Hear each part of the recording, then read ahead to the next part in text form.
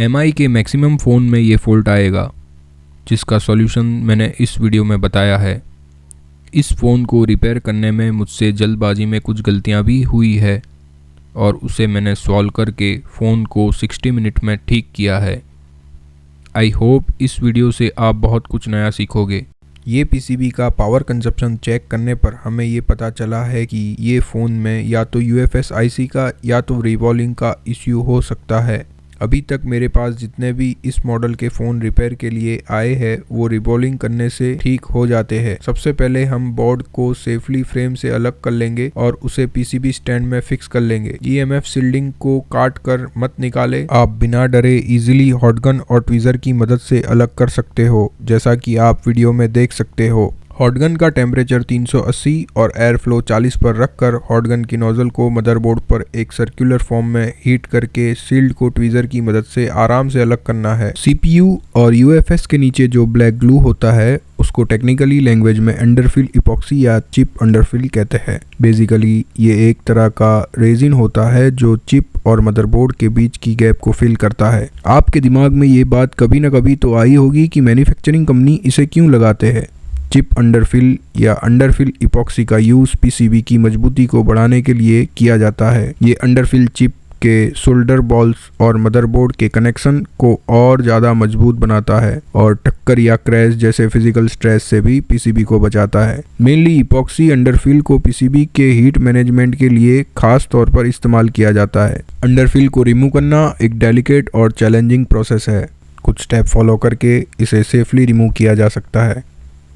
हम सबसे पहले हॉट एयर गन को 200 डिग्री टेम्परेचर और एयर फ्लो 30 का यूज़ करके अंडरफिल को सॉफ्ट कर लेंगे। ध्यान रहे बोर्ड का टेम्परेचर 260 से एक्सीड नहीं होना चाहिए, नहीं तो बोर्ड फूल सकता है। अगर इपॉक्सी अंडरफिल हार्ड है तो ग्लू रिमूविंग ब्लेड को प्रेशर से इस्तेमाल ना करें। ऐसा करने पर पीसीबी के कंपोनेंट्स या तो पीसीबी की प्रिंट डैमेज हो जाएगी और रिपेयर करने में टाइम बर्बाद होगा। हम 380 डिग्री टेम्परेचर और 40 एयर फ्लो रखकर प्रे टूल से प्रोसेसर को सेफली रिमूव कर लेते हैं। मैंने प्रोसेसर को जल्दबाजी में निकाल लिया है, जिसके कारण पीसीबी के 3 पॉइंट्स डैमेज हो गए हैं। इस प्रॉब्लम को हम बाद में सॉल्व करेंगे।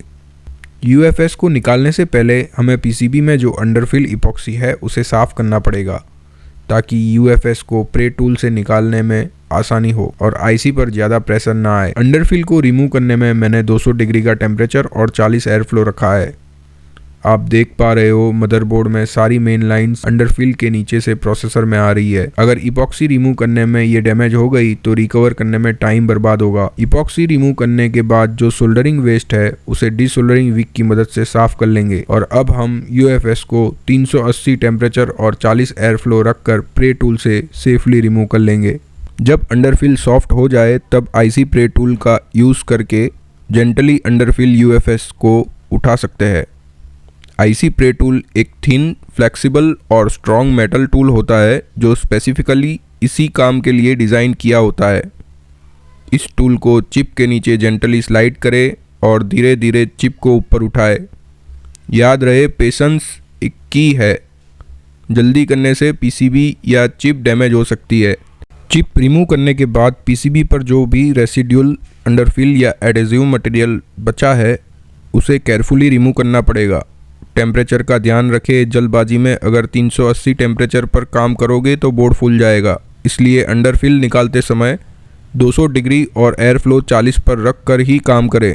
कई बार पीसीबी को रिवॉल्व करने के बाद भी फ़ोन स्टार्ट नहीं हो पाता, क्योंकि पीसीबी हीट होने के कारण जो स्मॉल कंपोनेंट्स IC के करीब में होते हैं वो पीसीबी से डिस्कनेक्ट हो जाते हैं और अंडरफिल की वजह से पता नहीं लगता।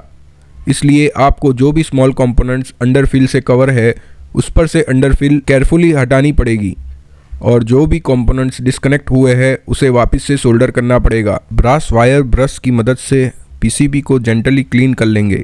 उसके बाद हम पीसीबी के पैड्स को डिसोल्डरिंग विक की मदद से क्लीन कर लेंगे।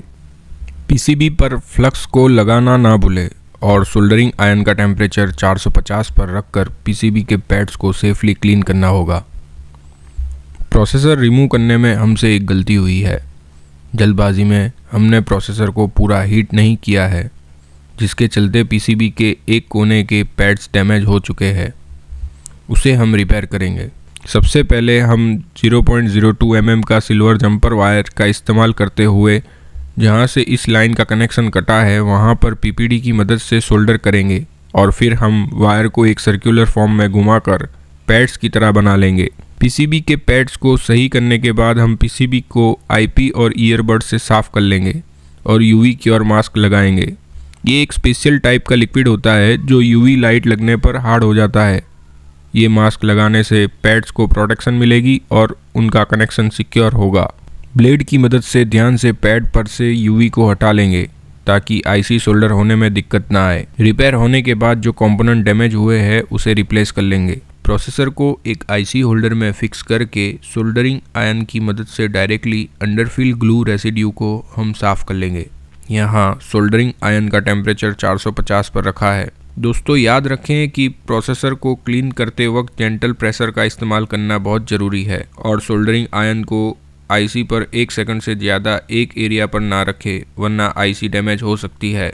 प्रोसेसर को सोल्डरिंग आयन से क्लीन करने के बाद हम इसे वायर ब्रश और आईपी की मदद से जेंटल प्रेशर से क्लीन कर लेंगे ताकि प्रोसेसर के पैड्स पर जो कार्बन है वो साफ हो जाए और आईसी रिवॉल्विंग में हमें कोई दिक्कत ना आए। यूएफएस आईसी को प्रोसेसर की तरह डायरेक्टली सोल्डर से साफ ना करें क्योंकि इस आईसी में पैड्स कम होने के कारण इपॉक्सी अंडरफिल का लेयर आईसी पर ज़्यादा लगा है। इसे हमें हॉट गन और ग्लू रिमूविंग ब्लेड की मदद से क्लीन करना होगा। ग्लू क्लीन करने के बाद आईसी को ब्रश और आईपी से साफ करके हम दोनों आईसी को रिवॉल्व कर लेंगे।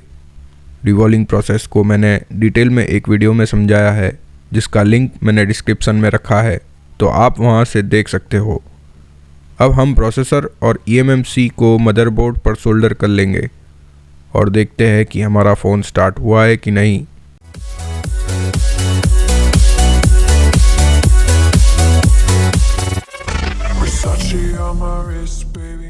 हमने सक्सेसफुली फ़ोन को ठीक कर लिया है।